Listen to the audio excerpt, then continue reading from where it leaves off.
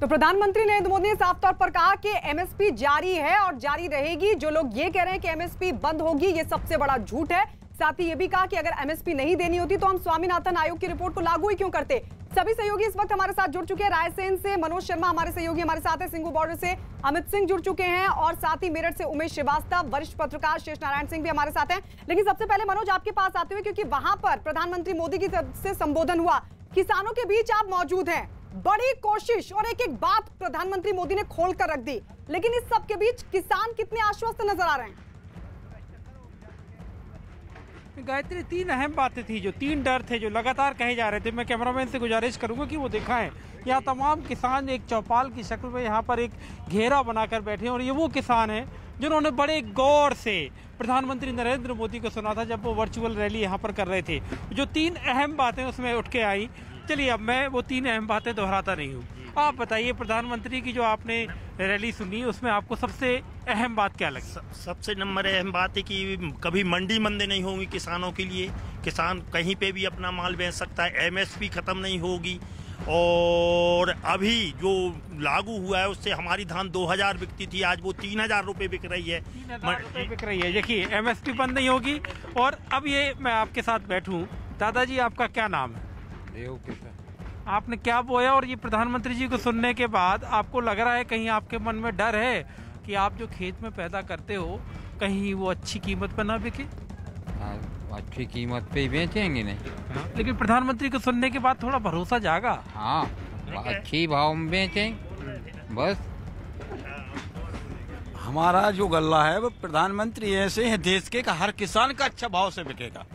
किसान की वो चिंता करते हैं, किसान के बेटे हैं, इसलिए हम सब लोग किसान खुशी हैं। हमको ऐसा खुश हैं। जो बार बार बात आती है, घूम घूम के बात आती है कि कॉन्ट्रैक्ट फार्मिंग में जमीन हड़पी नहीं जाएगी। प्रधानमंत्री ने कहा कि फसल के साथ होगा कॉन्ट्रैक्ट, जमीन के साथ नहीं। देखिए, माननीय प्रधानमंत्री हमारे देश के किसानों की चिंता कर रहे हैं और जो बाकी अन्य दल जो हैं, कॉन्ट्रैक्ट फार्मिंग हुआ, मंडी एक्ट हुआ, इसके बारे में भ्रमित जानकारी दे रहे हैं। कॉन्ट्रैक्ट फार्मिंग का मतलब ये नहीं है कि जमीन कोली बटाई पे देना है, ऐसा नहीं है। कोली बटाई पे नहीं देना। कॉन्ट्रैक्ट फार्मिंग का मतलब ये है कि हमारी फसल को कोई भी कंपनी आएगी वो उसको कॉन्ट्रैक्ट करेगी। आज भैया 1825 1925 बिक रही, वो कहेगी हम 2300 में आपका माल खरीद रहे हैं। माल खरीदेंगे। आपको लग रहा है आपको कहीं अविश्वास की गुंजाइश दिख रही है क्या? नहीं भाई साहब, जब से मोदी जी को हमने सुना है वो कानून उन्होंने लागू किए हैं, किसान हित में कानून लागू किए हैं मोदी जी ने, और किसानों की ही चिंता की है उनने। आज 5-6 साल हो गए मोदी जी ने जब कहा था कि किसानों की आय दोगुनी करेंगे हम, तो उनका ये कानून लाने का उद्देश्य ही किसान की आय दोगुनी करने का है। किसान की आय दोगुनी करने का है। इसमें एक तो कीमत की बात हुई, न्यूनतम समर्थन मूल्य की बात हुई, मंडी बंद नहीं होगी उसकी बात हुई, और तीसरी बात हुई कि आपका ठेके पे कोई भी आपकी जमीन लेता है तो जमीन आपकी हड़पी नहीं जाएगी। इसके अलावा आपके मन में कुछ है क्या? नहीं है कुछ। नहीं है कुछ। सही है। एक किसान जब खेत में जाता है, इन तीन बातों के अलावा कोई ऐसा विषय है आपको लगता है कि जो हाँ अभी भी हमारी चिंता का विषय है? नहीं, हमारी चिंता का कोई विषय नहीं है। मोदी सबका अच्छा करेंगे, किसानों अच्छा करेंगे। अरे सोच के बताइए, कुछ तो होगा। नहीं, बहुत खुश है मोदी जी के। तो ये कानून तो 6 महीने हो गए लागू हुए। प्रधानमंत्री ने कहा कि अगर कोई विषय था इन 6 महीनों में, अगर मंडी बंद होना होती, एमएसपी नहीं मिलना होती, या कॉन्ट्रैक्ट फार्मिंग में किसी की जमीन हड़पी जानी होती, तो वो सामने आता। तो ये बात आपको इन 6 महीनों में लागू होने के बाद कहीं ये विषय आया क्या? ऐसा नहीं। ठीक है, जो मतलब जमीन हड़प जाएगी कॉन्ट्रैक्ट फार्मिंग। नहीं, ऐसा नहीं आया अभी तक, नहीं आया। मनोज लौटेंगे आपके पास, मनोज लौटेंगे आपके पास। इस बीच ये भी बता दें, 45 मिनट लंबे संबोधन में प्रधानमंत्री मोदी किसानों के हर भ्रम का समाधान करते हुए नजर आए और साथ ही उन्होंने विपक्ष पर जमकर निशाना भी साधा और एक एक करके विपक्ष के हर झूठ की पोल खोल कर रख दी। पीएम ने बताया कि विपक्ष 25-30 सालों से किसानों को सुधार के नाम पर धोखा देता रहा। हमारे देश में किसानों के साथ धोखाधड़ी का एक बहुत ही बड़ा उदाहरण है कांग्रेस सरकारों के द्वारा की गई कर्ज माफी। जब 2 साल पहले मध्य प्रदेश में चुनाव होने वाले थे तो कर्ज माफी का वायदा किया गया था। कहा गया था कि सरकार बनने के 10 दिन के भीतर सारे किसानों का कर्ज माफ कर दिया जाएगा। कितने किसानों का कर्ज माफ हुआ? सरकार बनने के बाद क्या क्या बहाने बताए गए, ये मध्य प्रदेश के किसान मुझसे भी ज्यादा अच्छी तरह जानते हैं। राजस्थान के लाखों किसान भी आज तक कर्ज माफी का इंतजार कर रहे हैं। किसानों को इतना बड़ा धोखा देने वालों को जब मैं किसान हित की बात करते देखता हूं तो मुझे बड़ा आश्चर्य होता है। ये कैसे लोग हैं? क्या राजनीति इस हद तक जाती है? क्या कोई इस हद तक छल कपट कैसे कर सकता है? और वो भी भोले भाले किसानों के नाम पर। किसानों को और कितना धोखा देंगे ये लोग। साथियों, हर चुनाव से पहले ये लोग कर्ज माफी की बात करते हैं। और कर्ज माफी कितनी होती है? सारे किसान इससे कवर होते हैं क्या? जो छोटा किसान कभी बैंक का दरवाजा नहीं देखा है, जिसने कभी कर्ज नहीं लिया, उसके बारे में क्या कभी एक बार भी सोचा है इन लोगों ने? और नया पुराना हर अनुभव ये बताता है कि जितनी ये घोषणा करते हैं उतनी कर्ज माफी कभी नहीं करते। जितने पैसे ये भेजने की बात कर रहे हैं उतने पैसे किसानों तक कभी पहुंचते ही नहीं है। किसान सोचता था कि अब तो पूरा कर्ज माफ होगा और बदले में उसे मिलता था बैंकों का नोटिस और गिरफ्तारी का वारंट। और इस कर्ज माफी का सबसे बड़ा लाभ किसे मिलता था? इन लोगों के करीबियों को, नाते रिश्तेदारों को।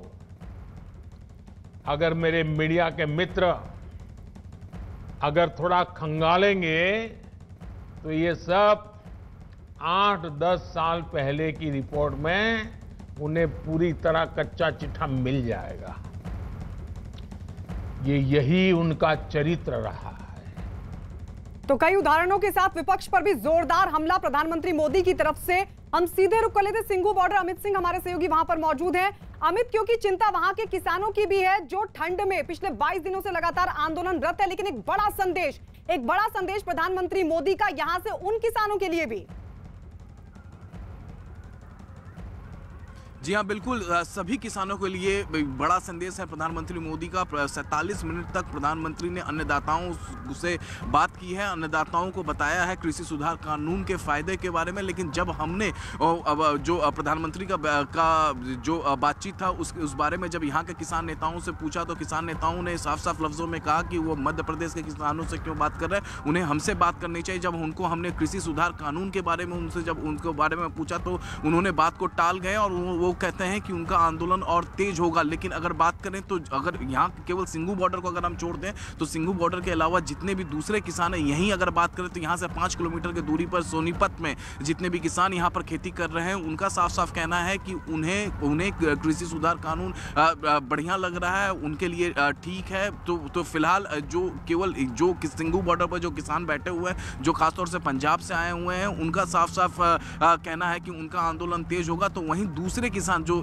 सिंघू बॉर्डर के किसानों को छोड़ दे, जो आंदोलन कर रहे हैं, या टिकरी बॉर्डर के छोड़ दे, गाजीपुर बॉर्डर पर छोड़ दे, तो बाकी जो देश के दूसरे किसान हैं वो कहीं ना कहीं प्रधानमंत्री के जो ये 47 मिनट का संबोधन था उसे उन्होंने सुना और कहीं ना कहीं उसको लेकर जिस तरीके से जो प्रधानमंत्री ने बातें कही है कि कृषि सुधार कानून को पहले विपक्ष लाना चाहता था वो नहीं कर पाए, और उसके बाद अब जब उनकी सरकार ने ये कर दिया है तो कहीं ना कहीं राजनीतिक है। तो इस बारे में भी हमने यहाँ के किसान नेताओं से सवाल किया तो उस सवाल को उन्होंने टाल दिया। वो वो केवल यही कहते हैं कि उनका आंदोलन और तेज होगा। आने वाले 25-26 तारीख को पंजाब से और ज्यादा जत्थे आएंगे, यहाँ पर आंदोलन और तेज किया जाएगा। लेकिन वहीं दूसरे जो किसान हैं कहीं ना कहीं प्रधानमंत्री का जो बात है उससे वो सहमत हैं। जी ठीक है अमित, लौटेंगे आपके पास। शेष नारायण जो कि वरिष्ठ पत्रकार हैं वो भी हमारे साथ हैं।